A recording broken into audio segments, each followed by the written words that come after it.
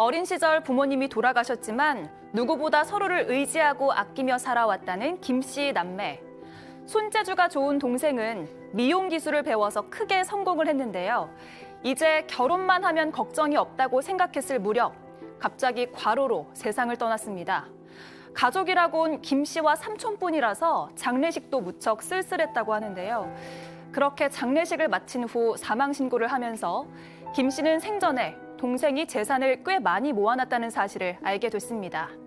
문제는 평소 연락도 잘 하지 않던 삼촌이 갑자기 동생 재산에 상속권을 주장하고 나선 겁니다.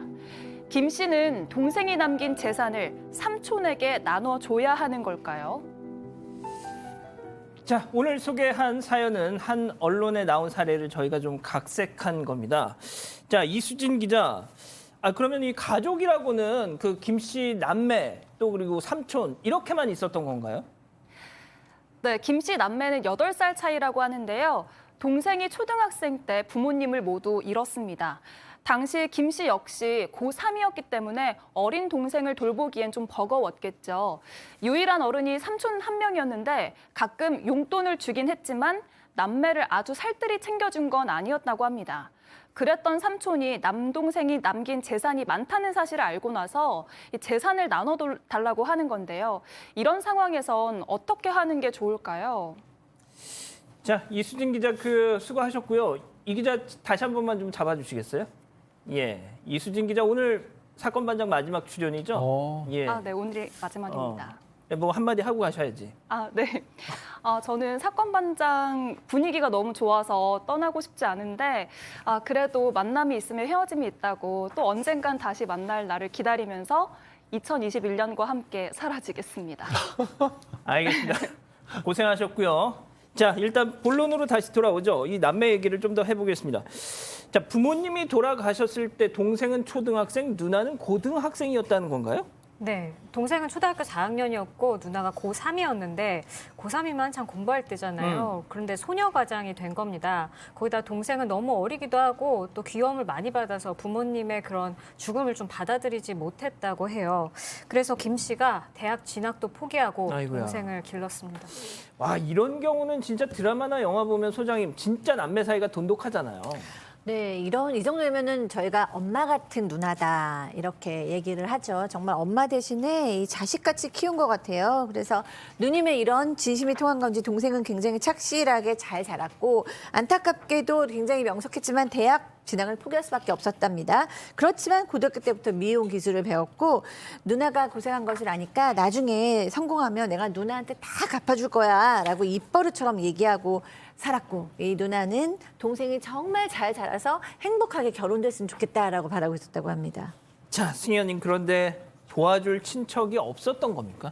사실 지금 앞에 이야기가 많이 나왔지만 이 남매 이외에 도움을 줄 수 있는 사람은 삼촌 한 명이 전부였습니다.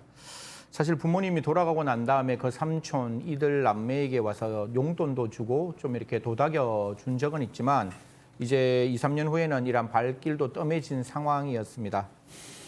저도 참 식구가 없어가지고 이렇게 제삿날 이런 날 이렇게 보면 되게 쓸쓸하거든요. 이 남매들 제삿날 명절에도 갈 곳이 없는 갈 곳도 없고 친척도 없어서 굉장히 쓸쓸하게 보냈다라고 이야기를 하는데요. 부모 돌아가신 다음에 삼촌까지 없으니까 이 누나의 입장에서는 동생을 더 각별히 잘 챙겨야겠다라는 다짐을 했다라고 합니다. 아유, 이 진짜 이 소녀가장 하루아침에 또 부모님 잃고 또 어린 동생은 또 챙겨야 되지. 나는 고3이지. 친척도 없지. 아유, 이거 진짜 그냥 막막했겠네요, 진짜 소장님. 그러니까요. 그래서 삼촌이 한 분 계셨던 거죠. 아빠의 동생, 남동생이 있었는데 맨 처음에 몇 년 동안은 이제 오셔서 밥도 사주시고 용돈도 주시고 그러니까 그 삼촌을 그래도 아빠처럼 의지하면서 이렇게 했었는데 그 삼촌조차도 이제 몇 년 후부터 발길을 끊었으니까 정말 천혜의 고아가 된 거죠. 이럴 때 둘밖에 없다는 생각이 더 돈독했을 것이고 가장의 무게를 견디는 누나의 마음은 더 힘들고 무거웠겠죠. 예. 자, 동생이 결혼을 안 했다고 하는데 여자친구는 있었습니까? 여자친구는 있었답니다. 여자친구는 있었는데 이제 동생의 조건을 그 여자친구의 부모님이 좀 탐탁치 않게 여겨서 대학도 안 나왔고 부모님도 안 계시고 가정 형편이 그렇게 좋은 편은 아니지 않습니까? 예. 근데 그 결혼을 좀 반대했었고요. 동생은 좌절하지 않았대요. 내가 돈을 많이 벌고 성공해서 결혼하겠다라고 그렇게 의지가 강했고 그래서 돈을 많이 벌겠다라고 했었고 그 여자친구도 동생을 기다려주겠다라면서 함께 노력을 하던 그런 상황이었다고 합니다. 예. 예, 지금 사파로도 나가고 있는데 일단 동생이 미용 기술을 배웠다는 거 아닙니까? 네, 그렇습니다. 미용 기술을 배워서 남자 머리를 되게 잘했다고 해요. 근데 보통 그때까지만 해도 남자 머리는 그냥 뭐 돈 조금 주고 이발소에 가든가 아니면 싼 미용실에서 자르는 게 사람들 인식이었는데 이 동생은 고가의 남자 미용실을 차린 겁니다. 근데 너무 이제 잘하고 세련되니까 TV에도 나오고 입소문을 타서 굉장히 고객이 많았다고 해요. 근데 이 동생이 미용 기술을 배우게 된 이유가 어렸을 때 어머니께서 살아계실 때 미용을 조금 하실 줄 알아가지고 이 동생의 머리를 잘라주곤 했는데 그때 행복했던 그 기억이 너무 좋아서 미용 기술을 배우고 싶다고 했다고 합니다. 자, 그런데 지금부터 이제 비극이 시작이 됩니다. 아, 이 진짜 눈에 넣어도 안 아플 이 남동생 갑자기 사망을 했어요. 이게 사실 뭐 시청자 여러분들한테도 2022년 정말 다 행복하고 건강한 한 해가 되시길 바라는데 사람이 일을 열심히 하다 보면 자기가 갖고 있는 건강이 이렇게 나빠지는 걸 모를 수 있는 상황이 됩니다. 사실 이 동생, 저도 감정을 조금 이입해 보면 내가 조금 빨리라도 성공해서 우리 누나 내가 좀 행복하게 해줘야지. 그리고 나 정말 떳떳하게 여자친구와 결혼하고 싶어라는 그 마음에 절박함이 있었을 거예요. 그래서 단 하루도 쉬지 않고 예약 손님들이 많은 것을 물리치지도 않고 일을 하는 과정에서 이제 이 동생 쓰러지고 난 다음에 이제 일어나지 못하는 상황이 되었는데요. 어떻게 보면 여자친구와 누나한테 정말 최선을 다해서 잘해주고 싶었던 이 동생은 그 누나와 여자친구를 보지도 못하고 세상에서 유명을 달리하게 되었습니다.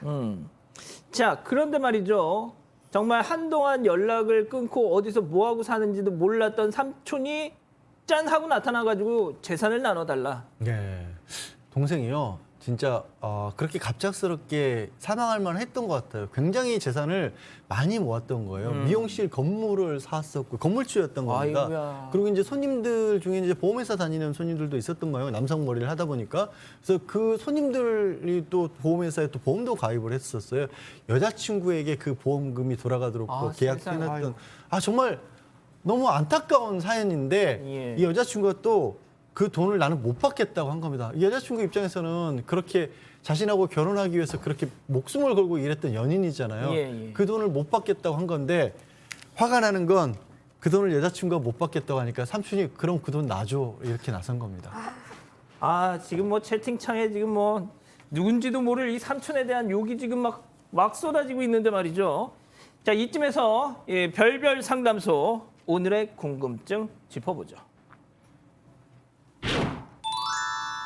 동생의 죽음, 상속권 주장하는 삼촌, 삼촌과 유산을 이거 나눠야 합니까 이거? 정말 다행이네요. 제가 여기서 나눠야 한다고 그러면 얼마나 더 많은 분들이 저를 비난하셨겠어요. 지금 막 그러면 아마 욕 댓글 왕창 올라올 거예요. 제가 법적으로 뭐 아무리 설명을 드려도 저를 비난하실 텐데 양지열 나쁜 X하면서 정말 다행히도 정말 10원짜리 한 장도 주실 필요가 없습니다. 아이고, 진짜 다행이다. 왜냐하면 우리 법은 법정 상속 제도를 취하고 있기 때문에요. 상속 순위가 엄격하게 딱딱 나눠져 있습니다. 1순위, 2순위, 3순위, 4순위 있고 누구 한 명이라도 선순위가 상속을 받게 되면 그 뒤로는 전혀 유산이 흘러가지 않습니다. 이게 그냥 저희가 이제 암기를 이렇게 하거든요. 쉬운 경우니까 비존형사라고 하는데 그러면 차례차례 좀 쉽게 좀 직계 비속. 예.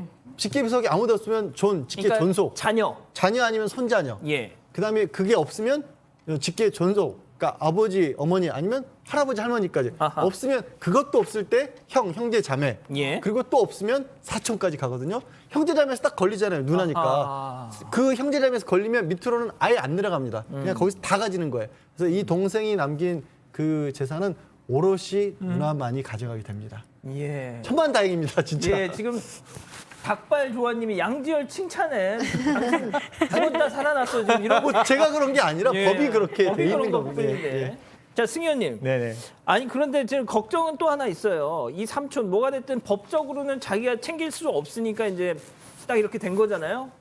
근데 과연 앞으로 그걸 보고만 있을 그러니까 한동안 연락도 안 타가 이렇게 짠 하고 나타날 정도의 뻔뻔함이라면 저는 이 나중에도 이거 가만 안 둘 것 같다는 생각이 들어요. 만약에 이건 모르겠지만 삼촌이 그럴 일은 없을 거라고 저는 그렇죠. 생각하지만 아니, 뭐 그러겠죠. 만약에 삼촌이 정말로 이 누나를 괴롭히면 대한민국 국가 공권력이 좀 도와줬으면 싶습니다. 그 내용에 조금이라도 위해를 가하는 내용이 들어가 있으면 협박이 될 것이고 그 내용에서 돈을 받으려고 하면 공갈 미수가 될 수 있으니까요. 이런 부분이 있으면 국가 공권력에 적극적으로 이야기하시고 만약 국가 공권력이 잘 도와주지 않으면 우리 양 변호사님이나 저한테 말씀하시면 제가 국가 공권력을 어떻게든지 부축해서라도 도와드릴 수 있다. 그리고 양 변호사님은 그 이 부분에 대해서 법률적 상담을 해주실 거다라는 말씀드리겠습니다. 야, 진짜 이게 12월 반사. 30일 혼자 하세요. 왜 갑자기? 12월 31일이 되니까 진짜 일주일 전만 해도 정말 막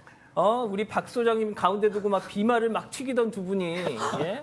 우리 둘 사이는 아무런 문제가 없고 그 내용이 이상했는 거예요. 거기서 헌법재판소가 왜 그렇게 했을까라는 문제였는 거지. 뭐 2라운드 한번 달려볼까요? 2라운드 달리면 제가 맛있는 거 사도록 하겠습니다. 알겠습니다. 자, 이렇게 정리하죠.